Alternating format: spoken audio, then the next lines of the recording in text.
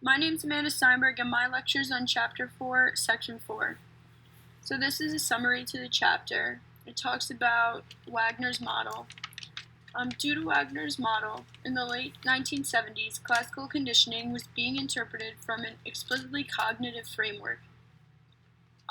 When discussing conditioning, it became conventional to speak of things such as the role of short-term memory, retrieval, and rehearsal.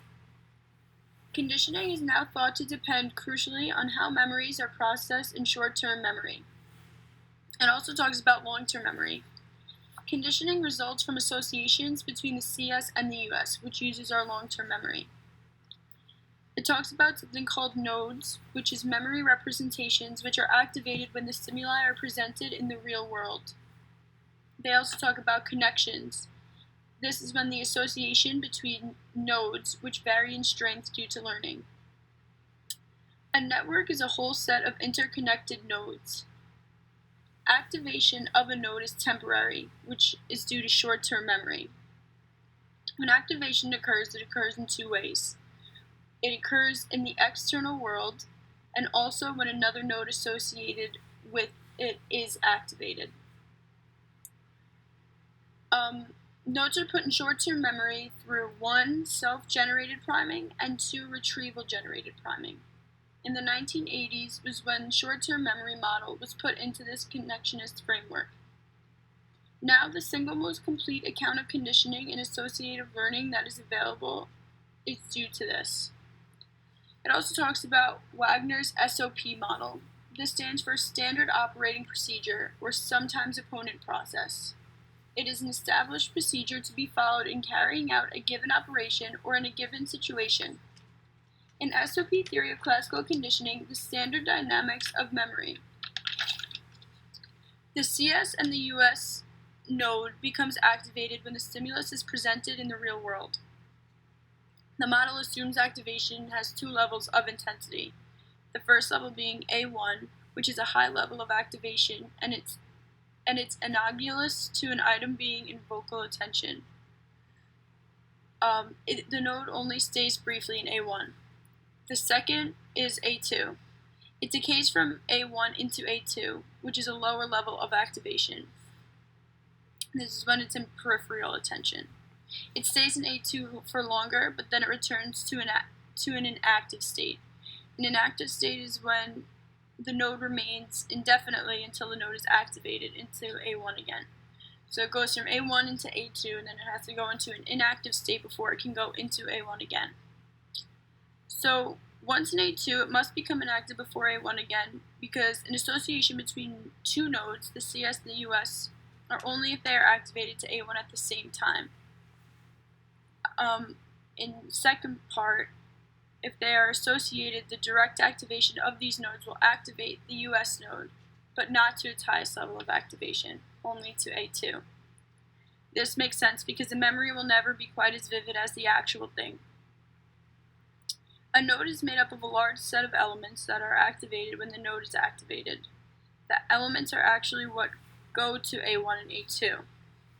When a conditional stimulus and an unconditional stimulus occur together, they are in A1 together for a while, which is a strengthened association increase. As association becomes stronger, the conditional stimulus becomes better at activating elements in the unconditional stimulus only to level A2. This prevents from A1, which actually makes the unconditional stimulus less effective. It also talks about self-generated priming. This is presenting a CS or US just before a conditioning trial. This puts it in A1, but it soon decays to A2 if the node is still in A2 on the next trial, which means excitatory learning cannot occur. And retrieval-generated priming is presenting a retrieval cue puts the node in A2, but it can't be put in A1, which means excitatory learning cannot occur. Distractors can knock out primed information because only a certain number of nodes can be active in the memory system. The SOP model shows the importance of timing and conditioning. If the unconditional stimulus presentation is delayed, fewer elements of the conditional stimulus would be in the A1 state, and less conditioning will occur. In backwards conditioning, which is talked about in Chapter 3, this is when the unconditional stimulus occurs before the conditional stimulus. a conditional stimulus would be an A1 and the unconditional stimulus would be an A2. Backwards conditioning equals conditioned inhibition, because an inhibitory association will develop if the conditional stimulus node is in the A1 at the same time that the unconditional stimulus node is in A2.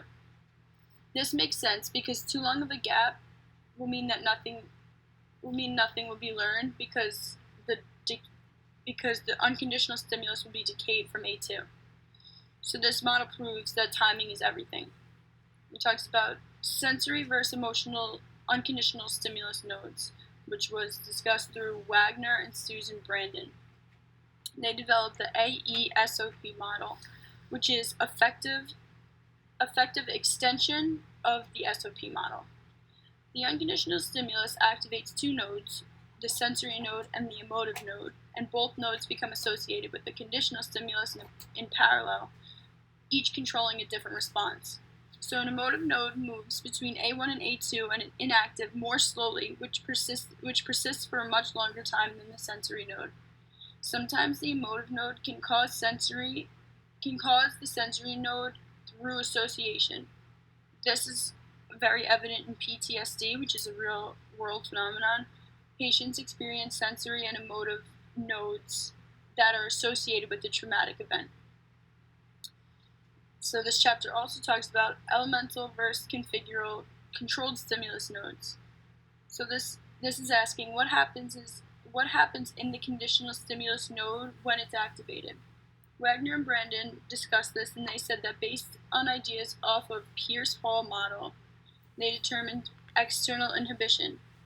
This is the weakening of a conditional response elicited by a conditional stimulus when a neutral stimulus is added. This is thought to occur through something called general decrement. This is when the organism does not generalize well between the conditional stimulus alone and its combination with the second stimulus.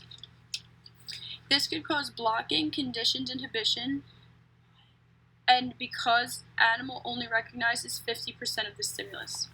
So Peirce's approach was called the configural theory, which assumes that when organisms receive classical conditioning with a compound conditional stimulus, they associate the entire compound with the unconditional stimulus rather than forming separate associations between each of its elements and the unconditional stimulus. This is an elemental theory, which means that they all assume that each of the separate elements in a compound are individually associated with the US. Peirce would disagree with this.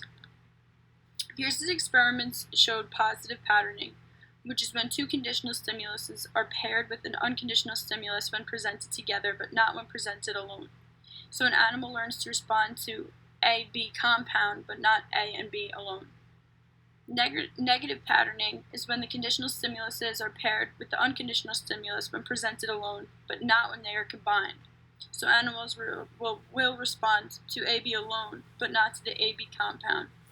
So in conclusion, Wagner and Brandon said that activity in the conditional stimulus node fundamentally changes when the conditional stimulus is presented along with another stimulus. And lastly, this talks about research contrasting SOP model. So Brandon, Vogel, and Wagner tested eye blinking in rabbits as an experiment. In the first group, A was presented alone, and in the second group, ABC was presented as a compound, which was light, tone, and vibration. The results were that adding a stimulus to A caused a smaller drop in responding than removing from ABC.